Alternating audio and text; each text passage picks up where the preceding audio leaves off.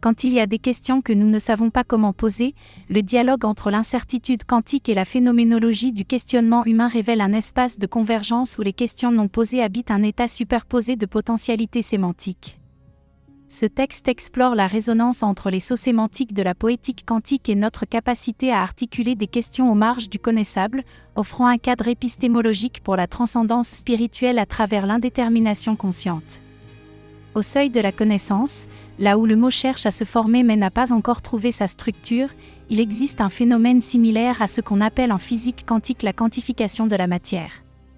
Tout comme la matière est quantifiée, est la métaphore fondamentale de la mécanique quantique, nous pourrions proposer que la pensée est quantifiée dans des états discontinus de compréhension. Les questions que nous ne savons pas formuler habitent en nous comme des particules subatomiques en état de superposition, existant simultanément dans de multiples configurations potentielles. Il ne s'agit pas de l'absence de questionnement, mais plutôt de la présence d'un questionnement si fondamental qu'il remet en question les structures linguistiques conventionnelles. Quel langage pourrait capturer l'état quantique d'une question non formulée ? Existe-t-il un alphabet pour nommer ce que nous ressentons mais ne pouvons pas articuler ? Lorsque nous sommes confrontés à cette frontière épistémologique, la discontinuité de la pensée se manifeste par un silence non pas vide, mais rempli de sens quantifiés. La physique quantique nous montre que la réalité à son niveau le plus fondamental défie nos catégories cognitives quotidiennes. De même, les questions les plus profondes remettent en question nos structures linguistiques conventionnelles. Ce sont des questions qui, comme les particules quantiques, ne peuvent pas être décrites en termes classiques. La poésie quantique apparaît comme un système marqué par une sorte d'énergie discontinue, surprenant par des sauts sémantiques où l'exploration s'approfondit, cherchant à accéder à une énigme qui reste insaisissable.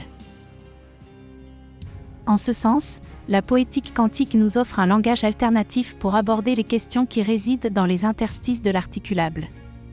Lorsque nous sommes confrontés à des questions que nous ne savons pas comment poser, nous sommes confrontés à un dilemme similaire à celui auquel sont confrontés les physiciens quantiques. Est-ce une onde ou une particule ? Est-ce une pensée ou une émotion ? Est-ce la connaissance ou l'intuition ? La réponse, comme en mécanique quantique, semble être les deux simultanément, selon la façon dont nous observons. La poétesse Amy Catanzaro suggère que la poésie pourrait offrir un moyen de créer un nouveau langage qui décrit plus précisément le monde quantique apparemment indescriptible. De même, nous avons peut-être besoin d'un langage poétique quantique pour formuler les questions qui résident aux marges de notre conscience. Que deviendraient nos certitudes si nous pouvions formuler précisément ces questions que nous pressentons mais ne pouvons nommer ? L'incapacité à les articuler n'est-elle pas en soi une forme de sagesse qui reconnaît les limites du connaissable ?